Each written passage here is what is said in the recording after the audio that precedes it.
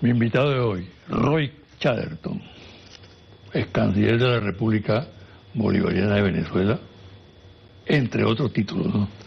Bueno, bienvenido, Roy. Buenos días, José Vicente. Mira, hay un tema fundamental en este momento, ¿no? La paz en Colombia.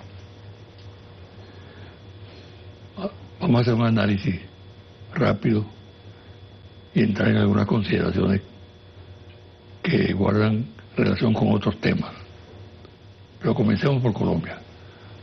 Sobre todo la ceremonia impactante de Cartagena. Tú estuviste presente, sí, acompañando al presidente Maduro. Tu versión.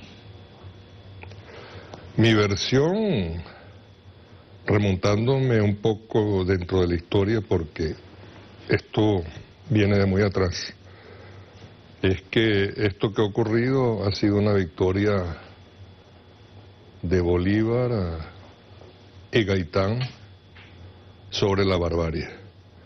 Y por supuesto hay que agregar entre los grandes responsables de esto el presidente Santos, que se ha comportado como un estadista de derecha, pero estadista, y por supuesto el presidente Chávez, porque fue un factor decisivo en convencer a la FARC de que el tiempo no era para la lucha armada, sino para confiar en los pueblos. Y con una suerte de aval de Chávez y de confianza en Chávez, la FARC decidieron sentarse en la mesa de negociaciones o de diálogo, y el resultado ha sido esto. Falta mucho todavía por trillar, pero fue un espectáculo diplomático, pero un espectáculo de Estado. Muchos años. Colombia no ha conocido nunca la paz. Eso que tú dices no levanta roncha en algún sector de Colombia. No tengo necesidad de decirle, las ronchas ya están levantadas, pero hay que reconocerle que es lo que estoy haciendo. A los colombianos institucionales, inclusive a un sector de la oligarquía colombiana que ha sido racional y que ha entendido por primera vez a lo largo de los más de 200 años de vida republicana de Colombia que los problemas no se resuelven matando a los disidentes. ¿Y los no institucionales? Los no institucionales, es decir, los insurgentes, también han entendido que hay que ir al pueblo, que hay que confiar en el pueblo, que fue la gran sabiduría de Chávez, y es por eso precisamente que las ideas progresistas y las instituciones y las elecciones de líderes progresistas se extendieron, se esparcieron por toda América del Sur y parte de la América Central. ¿Qué observaste tú como testigo de excepción en ese evento de Cartagena? Era una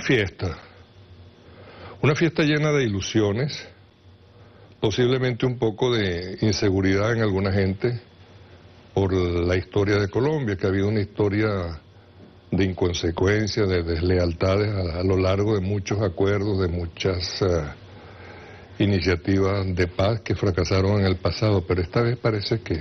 Cita uno. Bueno, el más fácil de recordar es la Unión Patriótica.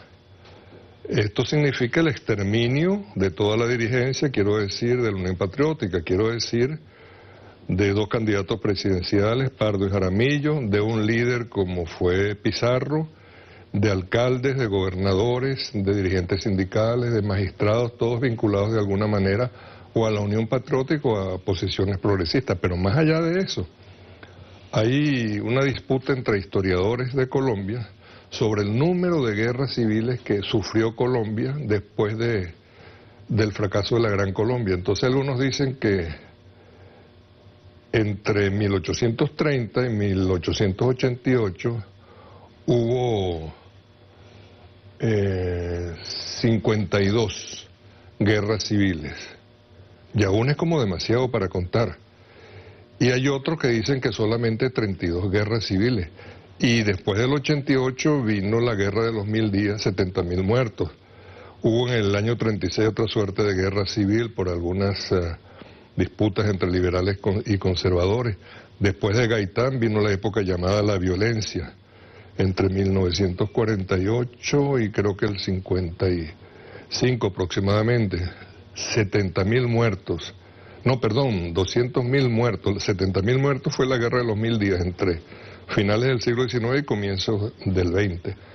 Y luego, a partir de 1964, la FARC, 200 y pico mil muertos. Eso no es cualquier cosa, como diría la presidenta Kirchner.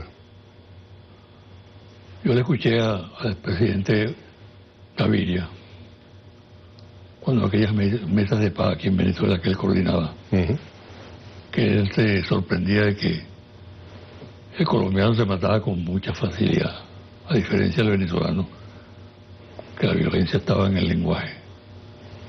¿A qué atribuye todo eso? Hay algo de eso. No quiero ser muy duro, pero yo lo atribuyo a Santander.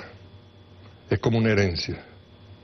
El Libertador perdonó a Santander y Santander, después de la muerte del Libertador, regresó de su exilio, creo que estaba en Inglaterra, y de las primeras cosas que hizo fue fusilar a Leonardo Infante, uno de los héroes de la independencia de Colombia, de la gran Colombia y de Venezuela. Y a pesar de que Santander es la figura que nos quieren poner como ejemplo de la racionalidad y de la legalidad, pero no es así, es un espíritu de violencia y que se ha transmitido generación tras generación, porque no deberían haber razones para que los colombianos se maten y nosotros no nos matemos. Y en este sentido sería bueno recordar un comentario que hizo el expresidente Samper delante del secretario de Estado del Vaticano mientras veníamos en el avión el martes pasado, hablando un poco del realismo venezolano en contraposición al realismo colombiano. Decía: en Venezuela lo único real es lo que ya ha pasado. Y lo decía en términos elogiosos de Venezuela. Y en eso que dices tú, José Vicente, muchas veces nos quedamos en la palabra, en el insulto, pero a través de eso desahogamos. Y debemos tener mucho cuidado de que no importemos malas costumbres que ya algunas se han filtrado en nuestro país. Se firmó la paz, pero los enemigos siguen trabajando y actuando. Sí, como siempre. Pero no sé, yo tengo una gran esperanza. Porque además hay algo que no aparece en los análisis. Para mí, el momento más importante, el decisivo de estos diálogos de paz, fue la participación de las víctimas.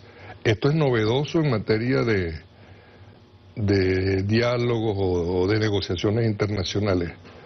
Pero ¿qué pasa? ¿Cuál fue el espectáculo? Lo voy a decir en lo más breve posible porque se puede explicar de una manera más amplia.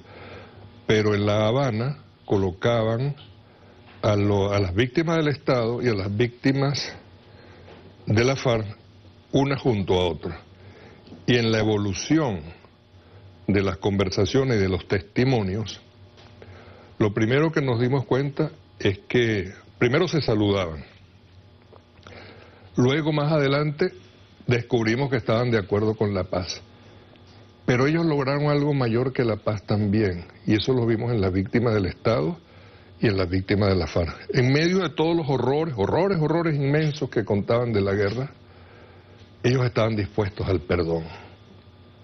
Entonces yo me decía, y en una de esas informes que envié a Caracas le comenté al presidente Maduro, ¿cómo va a regresar o van a regresar la FARC y los representantes del gobierno a Colombia a decir que no se pudieron poner de acuerdo allí donde las víctimas sí se pusieron de acuerdo? Y yo creo que ese fue el punto definitivo que enrumbó hacia la paz las negociaciones tan difíciles que se dieron en La Habana. El papel de Cuba. Extraordinario. No tomaron partido por nadie. Los cubanos son gente muy seria y muy respetable. Y ellos entendieron su papel histórico era garantizar seguridad, tranquilidad y confiabilidad. Y todo eso lo lograron tanto de parte de la FARC, que se suponía obvio, y también de parte del gobierno.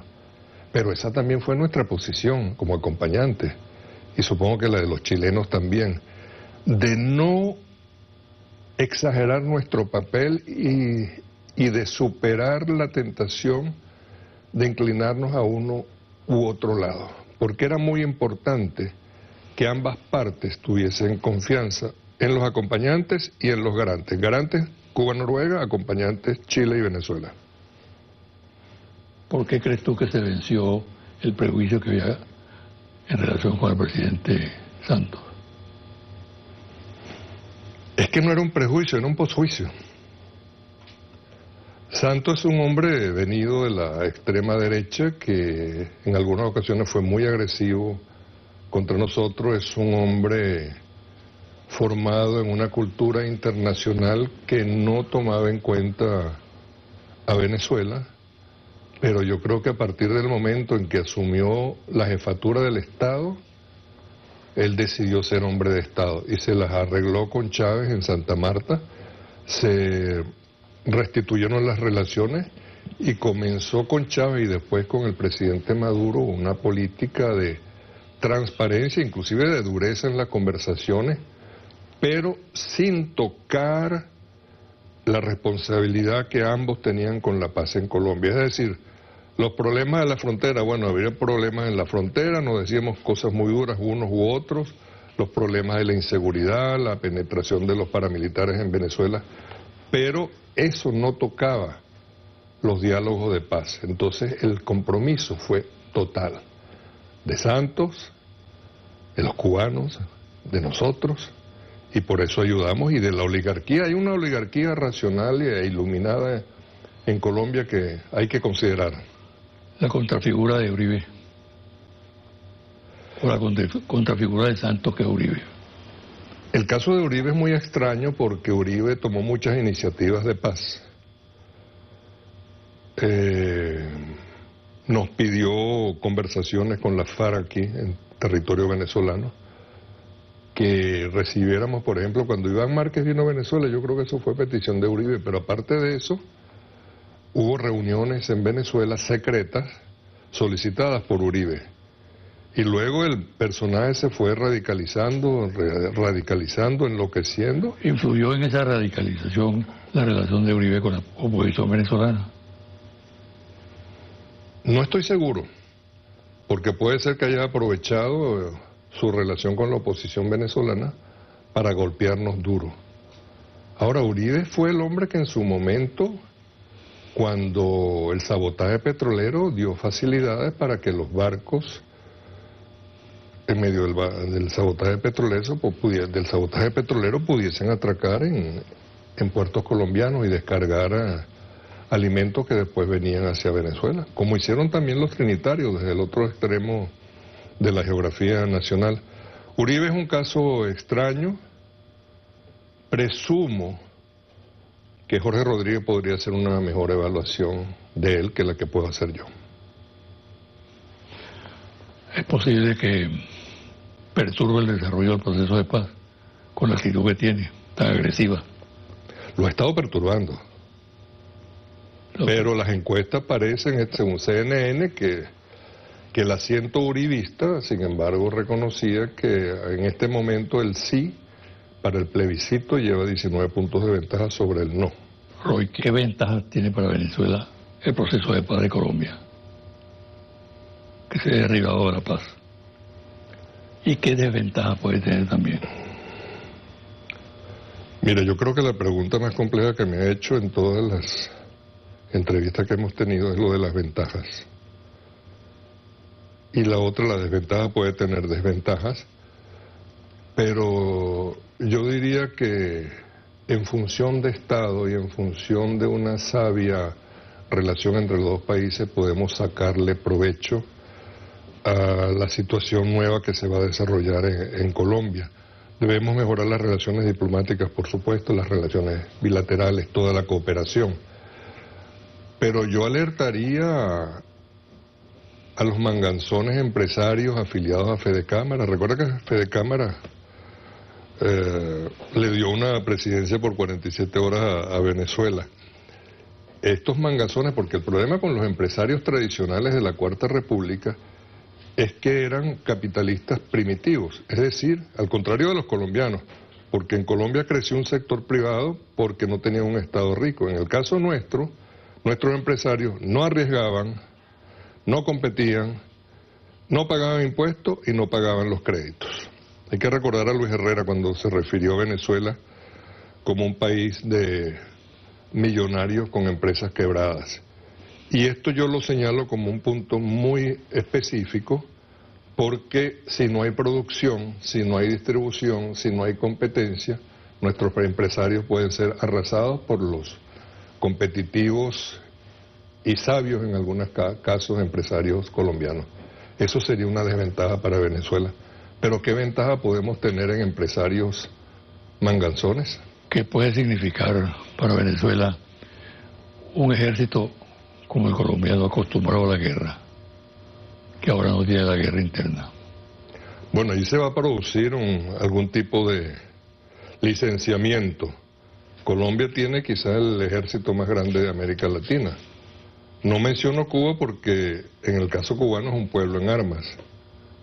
Ojalá lleguemos nosotros a esa situación para poder hacer una defensa indestructible, pero no quiero abundar en ese término. Espero que haya lucidez, así como encontramos lucidez en los militares colombianos durante los diálogos de paz, que la haya también en las relaciones con Venezuela, en las relaciones entre los hombres de uniforme de uno y otro país, y que nos hermanemos. No quiero lucir tonto ni ingenuo, pero esas cosas son posibles hacerlo. Va a haber una suerte de baja del nivel de empleo dentro de las fuerzas militares de Colombia, pero también lo va a haber dentro de la guerrilla, pero hay gente que puede incorporarse a otras áreas de la actividad social y económica. Vamos a hacer una pausa, Roy, y dejo en el aire una pregunta acerca del presunto aislamiento de Venezuela en el ámbito internacional.